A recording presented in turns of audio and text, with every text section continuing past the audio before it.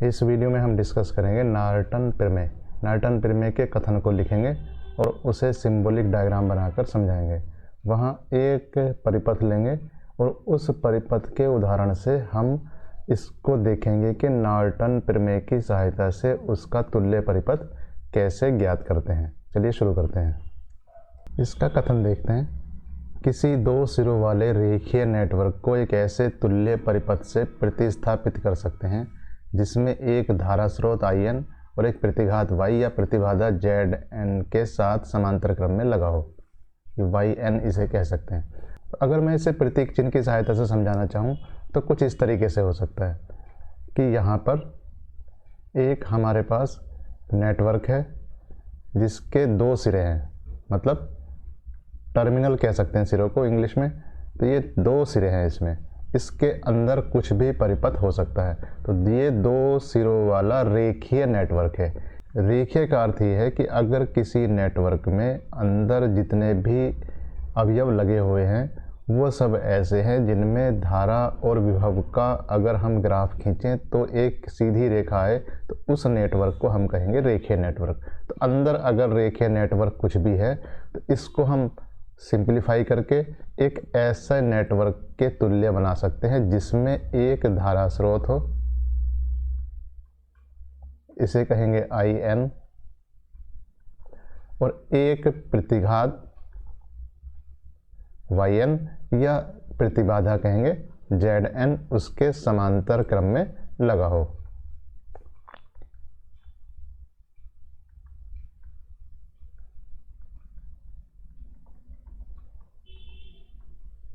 तो ये इसका एक तुल्य परिपथ हो गया है। अगर बाद में हम जब इसमें लोड लगाएंगे तो इस तुल्य परिपथ की सहायता से वहाँ हमारा काम आसान हो जाता है। अब यहाँ ये बात आती है कि IN और ZN के मान हम कैसे ज्ञात करेंगे। तो IN का मान ज्ञात करने के लिए हम जो टर्मिनल्स हैं इसे किसी तार से जोड़ देंगे और उसमें धारा का मान ज्ञात करेंगे। मतलब सिरों को बंद करने पर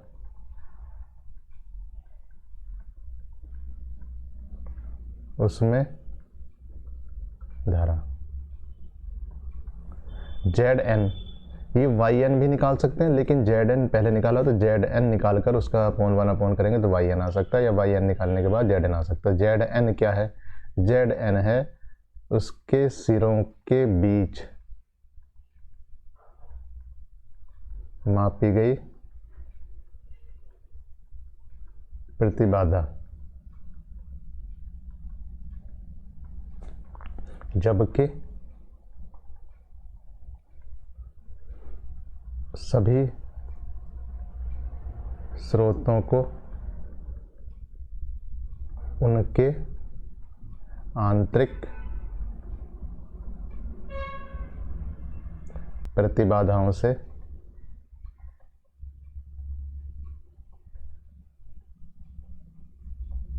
प्रतिस्थापित कर दिया गया है।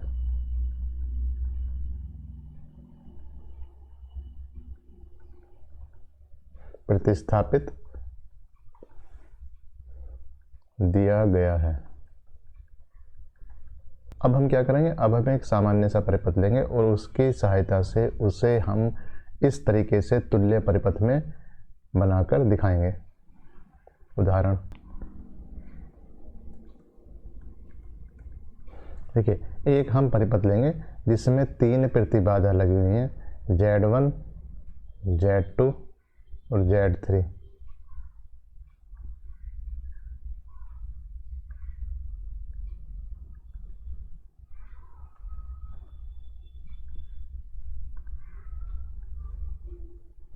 यहाँ एक लोड प्रतिरोध लगा हुआ है। यह हम कह सकते हैं यहाँ से यहाँ तक आपका जो बॉक्स बना हुआ था वो इतना है और उसके अंदर का परिपथ ये है।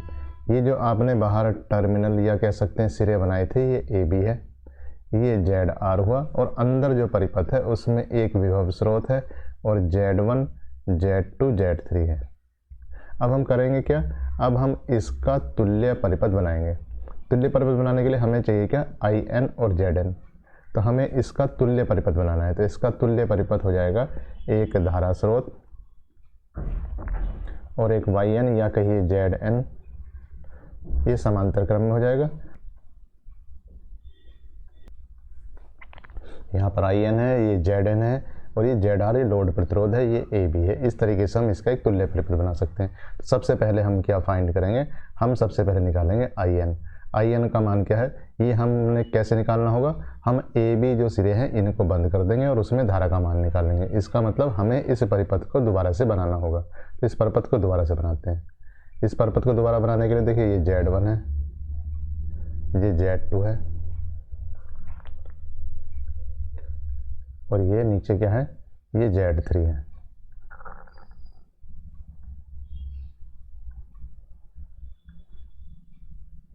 इसको हम क्या कर देते हैं, इसको हम बंद कर देते हैं,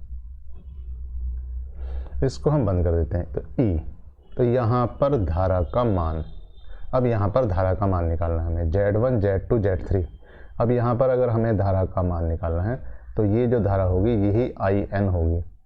तो फिलहाल हम इसे कैसे मान सकते हैं, इसमें जो बंद पास है इस पास की धारा I1 मान लेते हैं और इस पास की धारा को मान लेते हैं कैसे, I2। तो इसका मतलब यहाँ पर जो धारा होगी वो IN बराबर I2 ही होगी।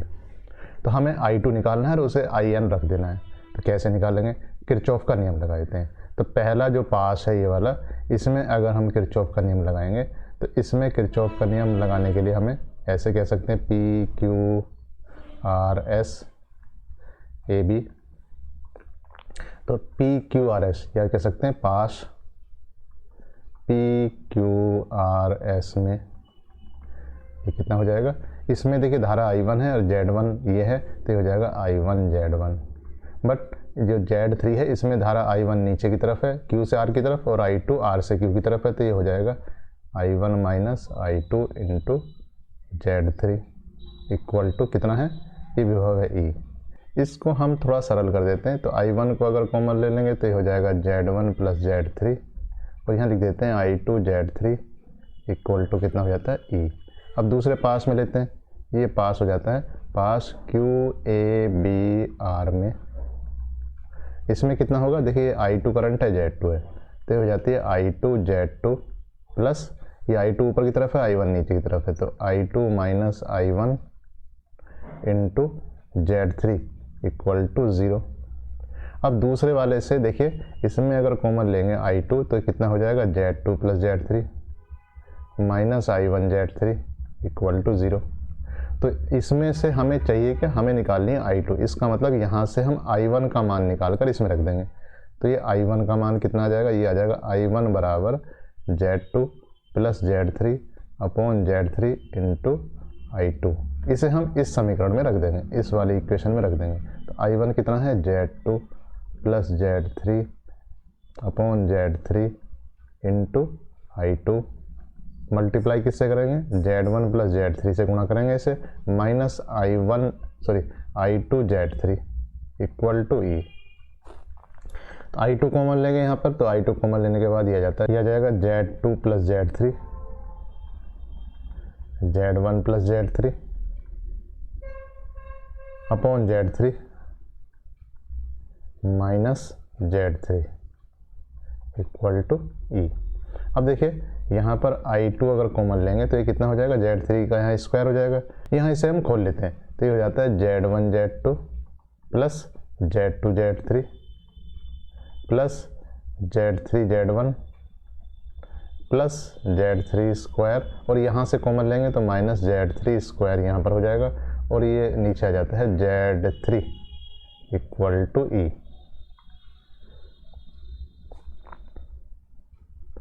अब देखिए यहाँ पर I2 की वैल्यू आ जाएगी, तो यहाँ ये तो कट जाता है, Z3 स्क्वायर तो Z3 स्क्वायर से कट जाएगा और I2 की वैल्यू हम यहाँ लिख सकते हैं। तो I2 की वैल्यू कितनी आ गई, Z3E upon Z1 Z2 plus Z2 Z3 plus Z3 Z1, और यही आपका क्या होगा, IN या नॉर्टन धारा का मान होगा।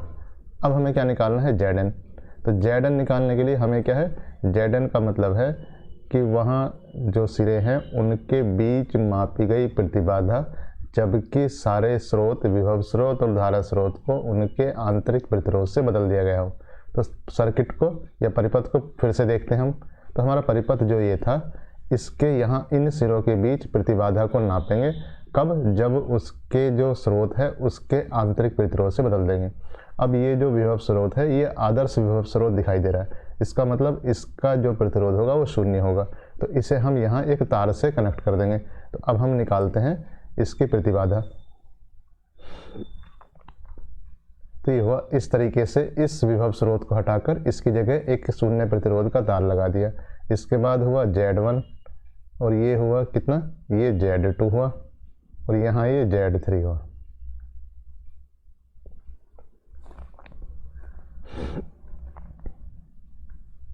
तो ये हुआ Z1, ये Z2 और ये Z3। अब यहाँ पर जो प्रतिबाधा ऐसे हम नापेंगे उसे हम Zn कहेंगे। अब प्रतिबाधा कैसे मापेंगे? देखिए, प्रतिबाधा मापने के लिए देखिए यहाँ पर क्या है, Z1 Z3 किसमें, समांतर क्रम में। तो Z1 और Z3 समांतर क्रम में है। इनका तुल्य कितना होगा?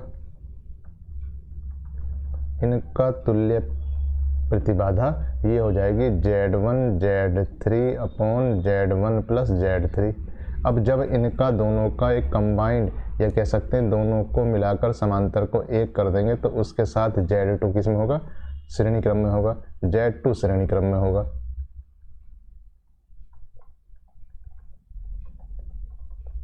तो कुल तुल्य प्रतिरोध, कुल तुल्य प्रतिबाधा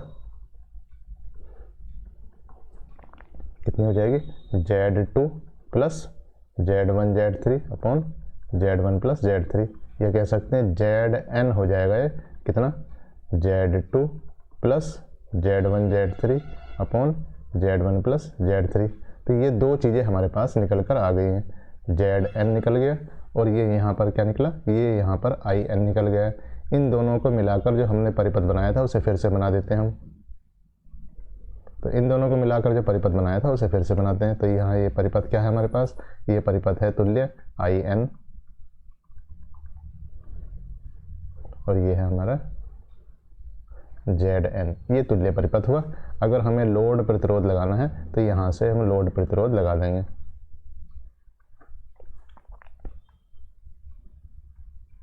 तो ये Zn है जिसकी मान यहाँ दिया हुआ है और ये In है जिसका मान यहाँ ऊपर दिया हुआ है। तो Zr यहाँ लगा देंगे AB। तो ये तुल्य परिपथ बना सकते हैं हम किसी भी परिपथ का जिसमें सिर्फ दो सिरे हों और अंदर जो लगे हुए हैं प्रतिबाधा है ये सब रेखीय होने चाहिए। तो यहाँ इसका ये तुल्य परिपथ है।